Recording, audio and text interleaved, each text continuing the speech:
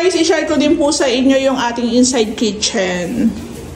So again, i-share ko po to sa inyo pag malapit na kaming matapos. Buong loob lang po ang ginawa namin dito. So prepared lang na may-ari na meron siyang kusina dito sa loob. So ito pong ilaw, actually, yung ilaw nito, 3 lang dapat, tapos maiksi lang. Kasi yung nabili ni Sir mahaba. So baka ang gawin po namin dito, yung isang panel, 3, tapos tatanggalin na po yung the rest. 3 lang po yung matitira. Kasi meron siyang reference dito. Ilalagay ko na lang mo sa vlog. So, tingnan natin kung gayang-gaya. Pero sabi ko nga, reference lang yun na totally talaga gaya. So, ito po, kahit small kitchen siya, kompleto po ito. Meron siyang range hood. Ayun, naka-ready na.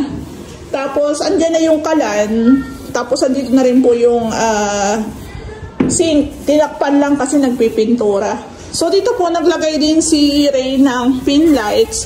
Ayan, sir, meron tayong nilagay na pin lights. Ito yung switch. Ayan po. So, abangan po natin kasi parang ang cute nito. Maliit lang siya. Tapos, meron pa po itong full out tray basket. Ito. Actually, kitchen lang talaga.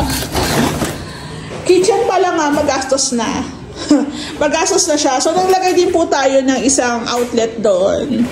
So, dito po yung kalan, dito po yung hugasan. Kasi nandun na po nakakonect sa may labas, yung pinaka-water lines. Ayan. So, pinipinturahan ng primer after malagyan ng masilya. Ayan po. So, ang pintura po ng ating cabinet, sabangan natin. Baka bukas meron na yan.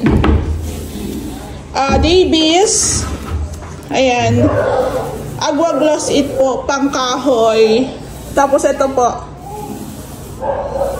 So green po siya. Ayan o. So actually tapos na to. Ang kulang na lang po dito yung cabinet po sa ating laboratory. Kasi gusto ni Sir yung kanyang laboratory dito is merong maliit na cabinet. Ayan, abangan po natin, yun na lang naman ang gagawin. Tapos, i-install na lang po yung mga fittings, yung mga accessories. So guys, abangan nyo lang kasi i-share ko po sa inyo kung magkano ang nabot. Kasi halos ako po lahat ang nag-asikaso nito. Tapos, pwede po natin tanungin kay Sir dun sa mga accessories kung magkano po inabot ng mga accessories. Kasi the rest po siya rin po yung umorder. So kami naman po, nagbibigay po kami ng ideas kung magkano inabot ng renovation except po yung labor. Hindi po kami nagme-mention gawa ng nakukompare po kasi. Ayan o. So ito kay Sir, Sir, yung ilaw mo kahit isa nga lang maliwanag, no? Then, yung ating pintura po sa baba is Wind Whisper po yan ng Davies. Ang ganda. Ayaw niya kasi ng white na white. Ayan po, ang ganda oh. So, konti na lang ito guys. Install na lang ng mga accessories tapos pintura ng ating cabinets.